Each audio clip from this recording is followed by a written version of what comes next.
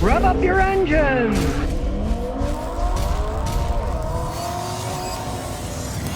Here's some big news from Mexico. Mexico is going to increase their minimum wage by 20% in 2023. There's only one problem. The minimum wage is going from $9 to $10.82. But it's not $10.82 an hour. It's $10.82 for the entire day's wages. If you think the quality is going to get any better from the stuff made in Mexico, dream on, baby, dream on. They're raising the minimum to $10.82 for an entire day's work. Americans wouldn't even work for $10.82 an hour. Mexican Labor Minister Luisa Alcalde announced this. How could she do it with a straight face? They're hardly paying these people anything, and they're giving them a few more peanuts for the day, right? They're raising it like 18 cents an hour. Ooh, that's really going to make their lives change, right? It's unbelievable that they make a big, oh look, they're raising the minimum wage. Hardly anything, from almost nothing to a little bit above almost nothing. Phew, craziness.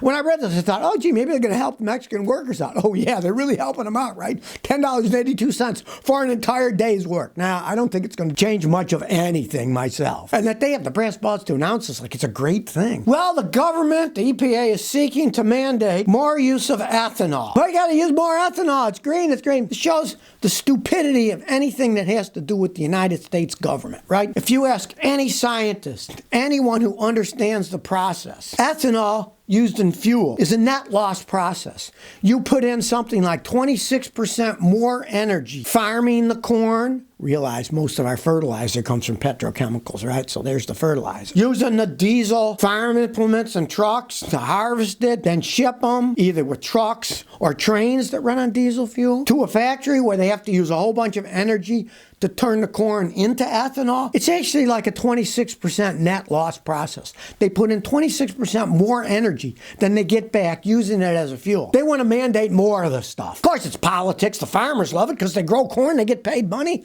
It doesn't even have to taste good. Nobody's eating it. They turn it into alcohol, right? So it's kind of a giant boondoggle the whole way around. They pretend it's green when it's actually a net loss process. You're putting more energy in than you get out. I mean, what a stupid idea that is, right? But farmers like it. Hey, they're selling corn, right? And they pretend it's green. It's not green. It's a net loss process. And a lot of the energy that you put in is petrochemical energy on top of it. It's kind of ridiculous. Silly, if you ask me. It's like the North Sea oil, where they put these windmills out there to generate wind turbine electricity to supply the oil rigs with electricity, and they're only supplying 25% of the energy the oil rigs are even using. So it's like a spit in a bucket. And in this case, the more you do it, the more you're losing energy because it's a net loss system. It's a foolhardy thing to do, but then again, politicians, what do they know about anything? They just, oh yeah, that's in, that's green, oh yes, that's good, that's good. And the farmers are going to vote for us, baby, because they're selling that corn. Reyes Jose says, I got 2009 Malibu 3.5. My transmission's been slipping since the old fluid was removed. I tried using a quart of Lucas and it didn't work.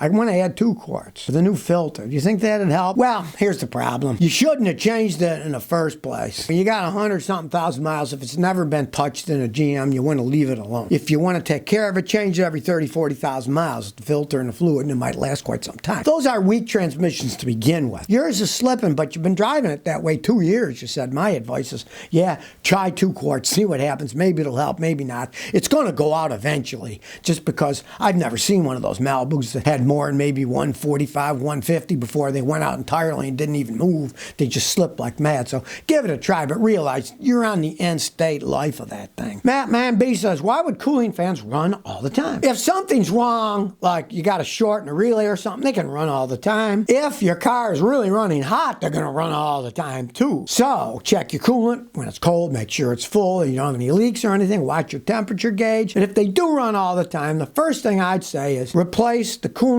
fan relays. They have relays. And if the relays are stuck on, as soon as you start the car, they'll come on, and away they go. Also, if the temperature sending unit is wrong and it tells the computer it's hot, it'll run them all the time. So it could be just the sending unit needs to be replaced. And that can be replaced too. Those are the 2 main things that'll do it. And just pray that it's not doing it because your car is overheating. You got to figure out why it's overheating. If it is, watch my video, How to Fix an Overheating Car Engine, Scotty, on YouTube. Watch that, and it'll give you all the tips on how you can find out why it's overheating and how to fix it. Samuel Everest says, how do you find a vacuum leak that only happens in the startup? If it only happens when you start the car up, that means it only happens when it's cold. Okay?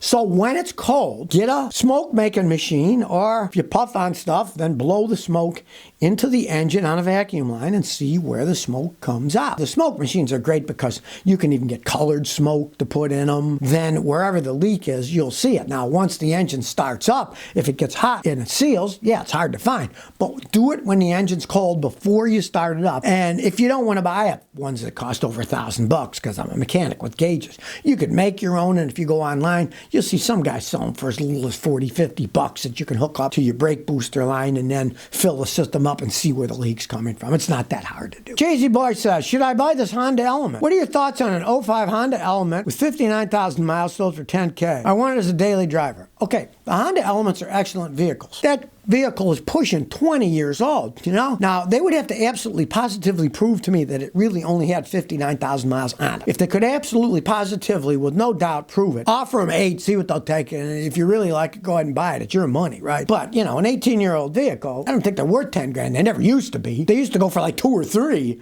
and now the prices have gone insane. If they can prove that that's the real mileage, and a guy like me, a good mechanic, checks it out for you and says it's okay, you can buy it. They're great vehicles. They can last a really long time. There's no arguing that. They're well made. But you want proof that it's real. People lie about it. They'll take a dash out of a junkyard car, put it in yours, and then it'll say lower mileage. So you got to get real proof for that. MickCon75 says, does my wife's Lexus really require premium gasoline? My wife got a 2022 Lexus NS350 Sport, 4-cylinder turbo. The manufacturer requires premium fuel. I understand, but does it actually require it? Well, no, it doesn't. But if you use regular gas, it will lose some horsepower. The Mustangs are the same. The EcoBoost Mustangs put up 350-something horsepower, 4-cylinder engine with a big turbo, right? If you use regular gas, then instead of 300-something horsepower, it puts up closer to like 290. It still runs okay. You know, you lose a little bit of horsepower. Modern cars have so much computer control, they can run okay. But if you want to thoroughly enjoy the car and drive it to its full extent of good acceleration and really smooth shifting and everything and a lot of power,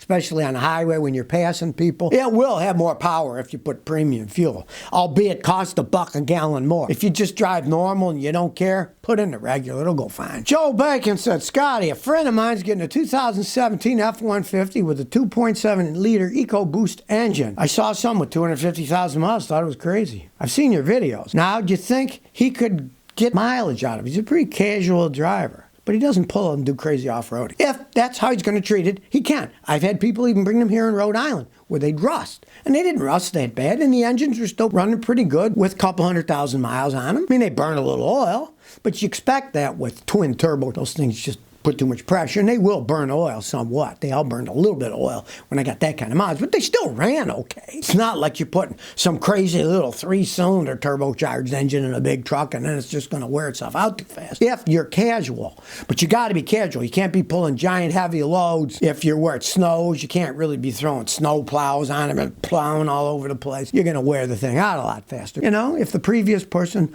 took care of it, tell them not to pay too much. Don't overpay for that. If the guy wants too much, just walk away. With that kind of mileage, they don't go for all that much money. Now, if it was 100,000 miles, yeah, definitely. But with that much, you wouldn't want to pay too much because either the engine or tranny is probably going to go out relatively soon. Watch out for old Elon Musk. He's now working on a way that you can have a brain implant so your brain can talk to computers and back and forth. The company's called Neurolink. They want to connect brains to computers. Yes, I'm not making this up. And even stranger, they're planning on doing it with robots. The robots perform the surgery to put the implant in people's brains, right? Certainly sounds like science fiction now, or science horror movie.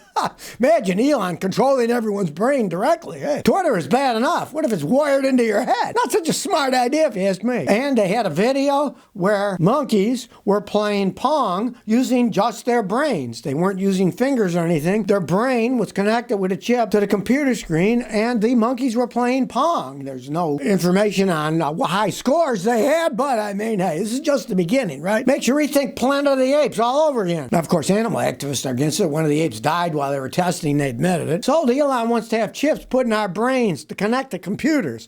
I think he really wants it for the computers to connect to the brains, not the brains to connect to the computers. Entire world full of robotic people that he can control. I don't think it's such a hot idea myself, but hey, people never think of the ramifications of what they're creating. You know? Sounds like a good idea. Look, it'll help these people out that can't use their hands, talk to computers and stuff. Yeah, certainly. If you have a limited use of the thing, but it seems kind of sinister to me, putting chips in people's brains and connecting to the computers wirelessly.